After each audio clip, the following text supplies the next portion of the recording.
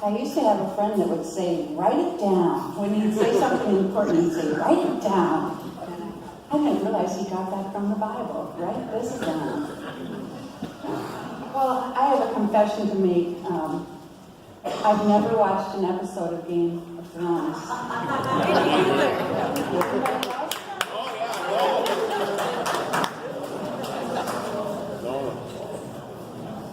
Can't say the same for my son. I have another confession to make, and that is that I don't often preach out of the book of Revelation. And it is Revelation. New Testament professors get really irritated when you say Revelations with an S because it doesn't have an S at the end.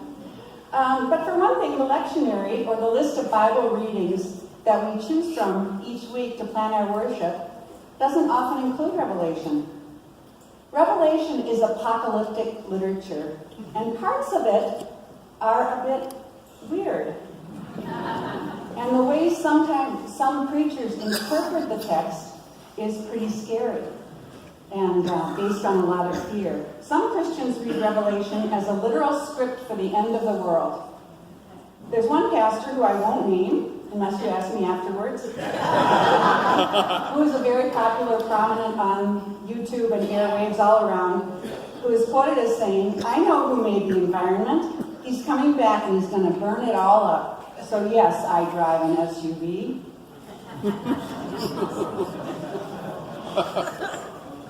Some flavors of Christians believe that when Christ comes again, the second coming, the dead will all be raised from their graves in an instant, and true believers will be elevated with them, all in a moment of time. In other words, beam me up, Jesus.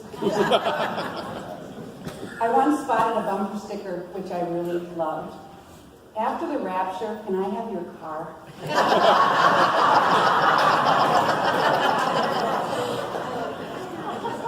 And I hope I haven't offended anyone, because none of us really know how it's going to happen.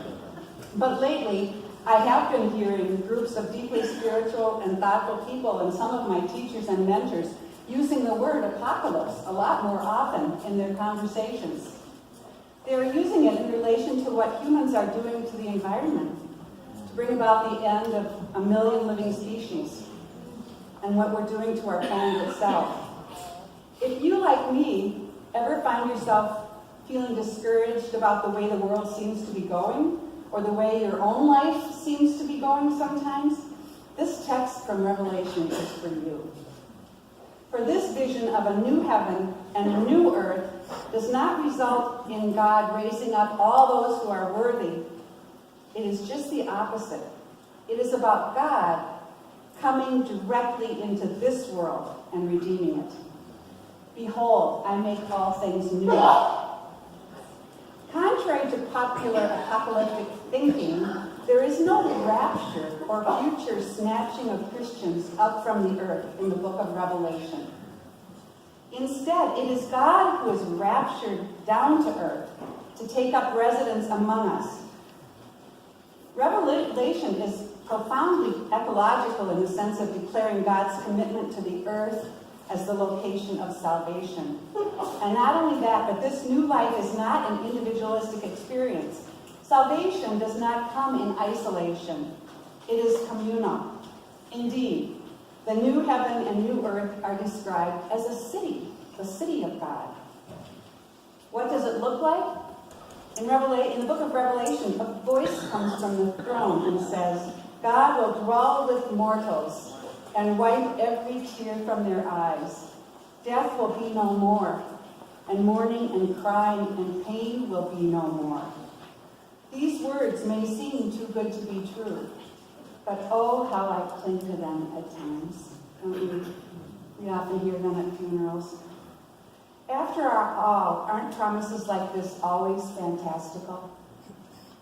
Have any of you read the promises in the big book lately? Allow me to share them with you. We are going to know a new freedom and a new happiness. We will not regret the past nor wish to shut the door on it. We will comprehend the word serenity. We will know peace. No matter how far down the scale we have gone, we will see how our experience can benefit others. The feeling of uselessness and self-pity will disappear. We will lose interest in selfish things and gain interest in our fellows. Self-seeking will slip away. Our whole attitude and outlook upon life will change. Fear of people and economic security will leave us. We will intuitively know how to handle situations which used to baffle us. And finally, we will suddenly realize that God is doing for us what we could not do for ourselves. God is doing for us what we could not do for ourselves. What a relief. These promises remind us that salvation is not about us going up to heaven when it is all over, but of heaven coming down to us right now in our brokenness. And this is the promise we experience.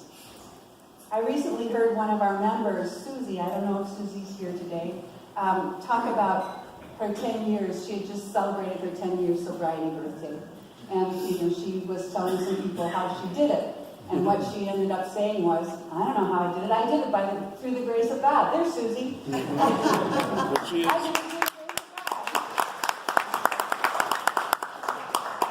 Don't we all do it through the grace of God? Is there any other way? By God's grace, she said, I simply accepted the grace that's offered to everyone. This is what makes all things new. We tell the truth about our lives, and we receive grace and forgiveness that has been waiting for us all along. Now, each month since January, we at the Recovery Church have been celebrating a fruit of the Spirit. You may have noticed there have been displays in the back of the room. Kind of like a Fruit of the Month club. It's a Fruit of the Spirit club. It gives us a chance to try to develop those fruits within ourselves. Jenny and Charlie in Brooklyn have created a beautiful visual devotional at the back of the sanctuary to highlight one of the fruits that become apparent in our lives when we follow the program of love exemplified in the life of Jesus and of all those who try to follow. This month, the focus is on truth. Something happens when we tell the truth about our lives. It is most powerful when we tell ourselves, another human being, and God. This truth, whether it is, I am an alcoholic, or I was wrong, or this relationship is not working, or I love you, spend the rest of your life with me, or the answer is no, or I have caused you great harm and I'm sorry, or simply I have no idea what it looks like but I need help. When we tell the truth opens the door to God's grace.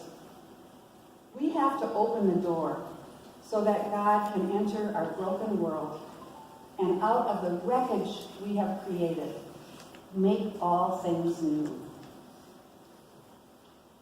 God will not just comfort us and help us forget about the bad things, but God will transform them and redeem the whole story and the whole story of human history. The promise here is that the chain reaction of our brokenness will be ended and all tears wiped away. The tears that God must wipe away are not only the tears we shed, but the tears we cause. From the mouth of God on the throne, we hear these words, "See, I am making all things new." Are these extravagant promises? We think not.